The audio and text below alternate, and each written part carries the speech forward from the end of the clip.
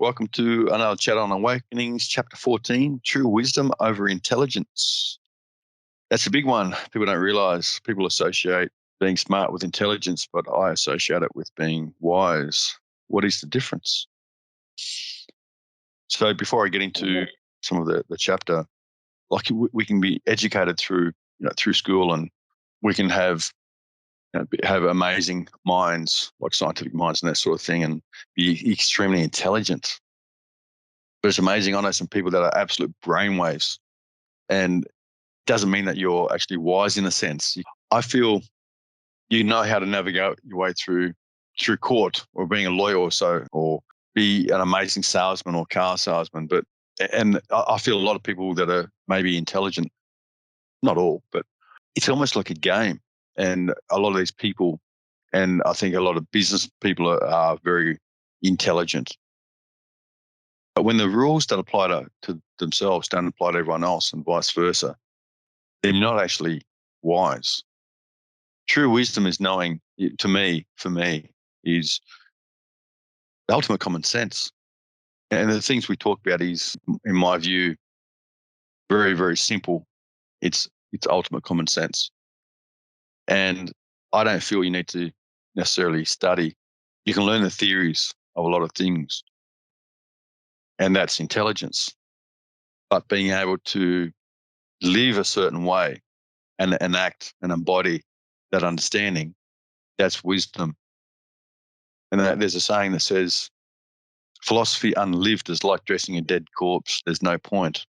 So for me, true wisdom is about discovering your heart, and it's got nothing to do with intellect, in the sense that whether you go to school or not, whether you've had diplomas or degrees, it doesn't matter. Like, it's obviously important if you want certain jobs and that's your passion. But I feel so many people measure their worth based on their position, and I measure people's worth based on their heart. I don't care what your position, and we all know politics or politicians and presidents and prime ministers that have, from what I can see, zero integrity. They might think they have a great position, and they have a great position outwardly, but they're hollow in how they carry themselves, and they have no true power. And their positioning, as far as I'm concerned, is far lower than the average person, in a sense, especially when certain decision making impacts others. That takes away their lifestyle and inhibits the way of living. So to me, it's got nothing to do with positioning. It's all about heart and where you sit in yourself. So if I had to choose one or the other, it'd be wisdom every day of the week. And I really feel too, being very intelligent can almost be a burden, because your mind can find so many ways or reasons not to go in if you're overly analytical. In any case, you're not dependent on intelligence at all. Well, I think a good guide to that is, you have the intelligence, but you're suffering, then you're lacking wisdom. 100%. And I feel that there's a big misunderstanding where, if you haven't gone to school, or if you can't read and write, or if you do certain things, it's probably important to say these days, because with what's gone on the last couple of years, people aren't as intelligent, or don't have the skills that they had. I shouldn't say they aren't as intelligent, but they haven't learnt. They haven't got the basics. They're falling behind, which is not their fault. It's the government's fault, as far as I'm concerned. So people associate positioning with worth, and if you don't make the position, get the job, have the car, have the house, the wife, the family, you're not worthy. It's not like that at all. It doesn't matter what you have. If you're willing to reflect and discover truth within you, no matter, you could be homeless, it doesn't matter, in the sense that you can find peace no matter where you are, if you dive deeply into wisdom. So if we go on to the first paragraph in chapter 14, it reads, I believe all true religions lead to God. This might be contentious for some. Our concept of God is not important. It is the motivation or inspiration to live and express through the purity and kindness of heart that matters most, living the principles of truth and integrity. Living happily has little to do with intelligence, as we've just spoken about. I would say an unchecked, intelligent mind has more fuel to burn, potentially creating a bigger fire to see through. Don't get me wrong, there is nothing wrong with being smart. My point is the journey inward is available and accessible to everyone, regardless of intellect. Chapter 2 spoken about what we just mentioned at the beginning of this. People can inspire, send you love, or heal you, but only you can peel back your layers within.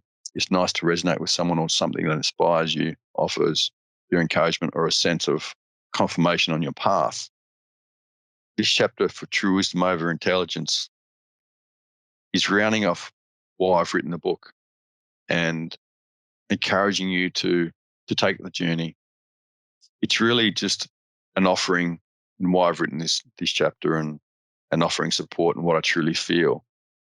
I'm doing my best to do all of the above in an attempt to nurture you, open and understand you, just as you are trying to understand me through reading this book and yourself through reading this book. I aim to support and nurture you through my words. I'm here to tell you it's okay. I know it hurts. I know you can make it. I have faith in you. We're not so different, you and I. Regardless of race, color, or culture, I believe there's a high probability that you don't nurture yourself enough or barely at all. You're worth so much more. I'm passionate about my writing and writing this book because I believe if I can discover my heart, you can too. I'm not a scientist, a doctor, or a therapist. I've had my fair share of ups and downs, and I'm still kicking stronger and happier than ever. There are no excuses not to strive for happiness. You are so worth it. So I hope that I have, at the very least in some way, taken some pressure off. This is in my book, my offering to you, to those listening.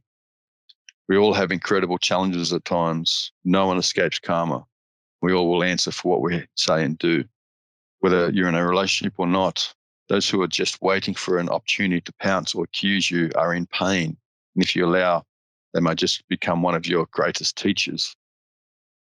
I'm not advising you to necessarily invite strangers into your life. You may look at what another is offering or has to say on the periphery of your world. Use caution and trust your gut instincts. Some people are best kept at a distance. I'm just going to say this chapter is more about my offering to the reader. With courage, be true to you and set yourself free from your very own entrapments of your thoughts. It doesn't matter what another says or does. Only you can steer your ship. It's more important now than ever. Take the wheel and set sail for your most important voyage yet. Set yourself free. Only you hold the key. So the bottom line, that my inspiration for this book is that I've gone through, I feel like a blessed man. And some people that may have known what I've gone through in my life may not think so. I've had friends say to me when their back's against the wall and they're questioning their life, I've had friends say that they've looked at my life and what I've gone through and it's made them feel better about their own life. They haven't had the same challenges. And the fact that they can do that makes me happy.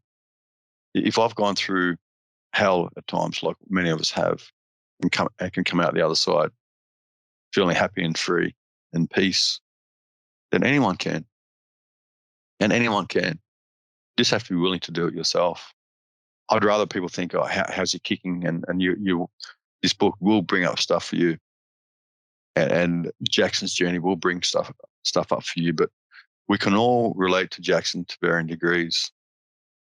I truly feel to the core of my being, if you go into the understandings within this book, and even if you try and prove me wrong, you'll find something. And if you think this is rubbish or this, and these sort of people aren't really going to read my book, but if you're not sure, try it, investigate, reflect, chew on it, the information that's in here, and see if it works for you. And I'm confident you'll find something. At the very least, it'll give you something, it'll offer something that you may not have considered before. And that's my hope. That's why I've written this book, and I'm looking to do other things to assist others.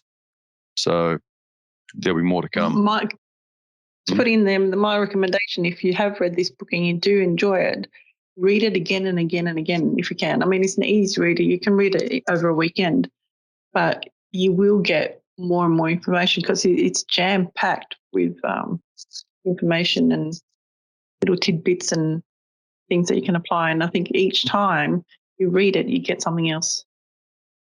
Yeah, I feel as you thanks as you read it, something will resonate, and then something will fall away potentially, and then you read it again. I had a good friend of mine that was in the war. He's on the front line of the war. He's a very good mate of mine. We met through work, and yeah, he was on the front. He's a refugee, came out to Australia in the 90s, and he told me stories about being in the war, and he's had some tough times. And he said, "You either find God, or you you go through a space where you question everything." So he carried a hand grenade with him at all times. He told me, and I don't think he'll mind me saying this. I'll check with him before I put this out there. But he carried a hand grenade at all times, and that was in case he got shot or something happened to blow himself up. You could easily look at his life on the front line of the war for 5 years, and like he'd wake up at times and sort of scramble for his gun, and he's seen his mates have been shot and all sorts of things. He's shared quite a bit with me. He's opened up. And it's interesting because he thought about taking his life at different times. He's mentioned, and you could quite easily look at his life and think, wow, he's had such a tough life, and he has. But I said to him, isn't it amazing? I said, some of your darkest times, people who helped you, or something happened, or someone paid this, or where you had nothing. And I said, at the times where you needed something and you're broken and open, as has happened with me, to different degrees, because I wasn't in any war or anything. I said, at the crucial point, something happened and you were saved. And some people don't always have that luxury, that's for sure. But you could easily, it's about perspectives. You could easily look at your life and think, I've had a tough life, and play the victim, or think, well, I've been lucky amongst the darkness. I've been found at the key times in my life. And we were working together, my friend and I, and working in this hole in the ground. I had Krishna Das playing. He heard the music, the songs, and he said, wow, this is powerful music.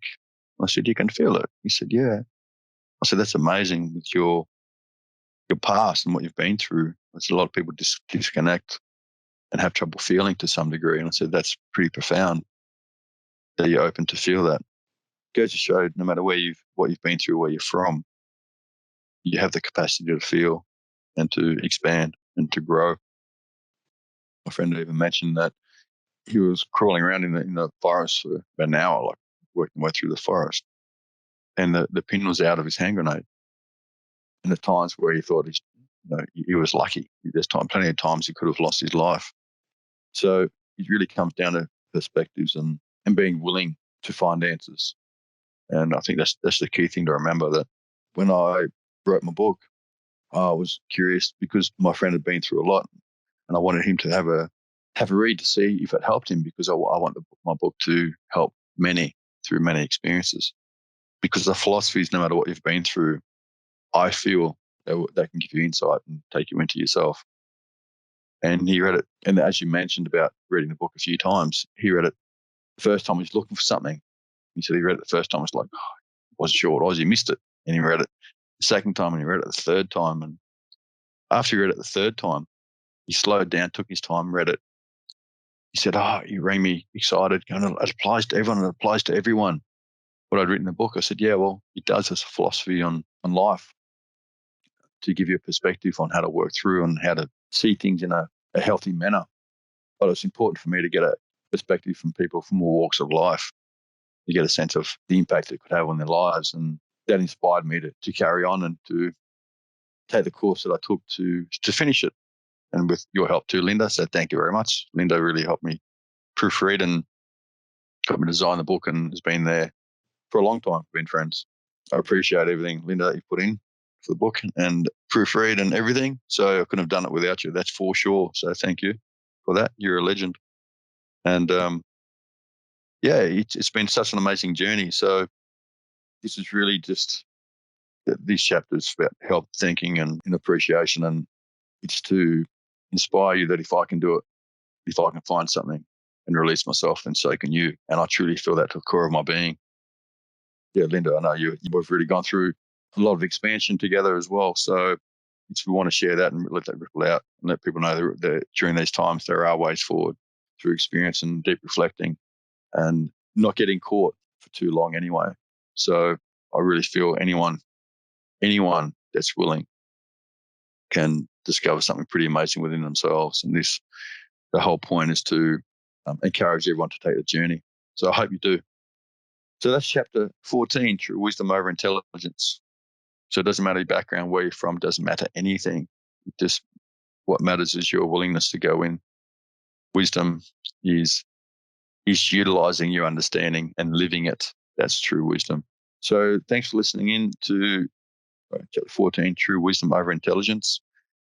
The last chapter of the book is chapter 15, Meditation. It talks about a meditation technique, and we'll go into that, ways to meditate, and considerations for that. It finishes at the very end. It's food for thought, which is contemplations. It breaks down the book and philosophies, short extract on considerations, a quick reference point in a sense. So thanks for listening once again, and we look forward to the next one, chapter 15, called Meditation.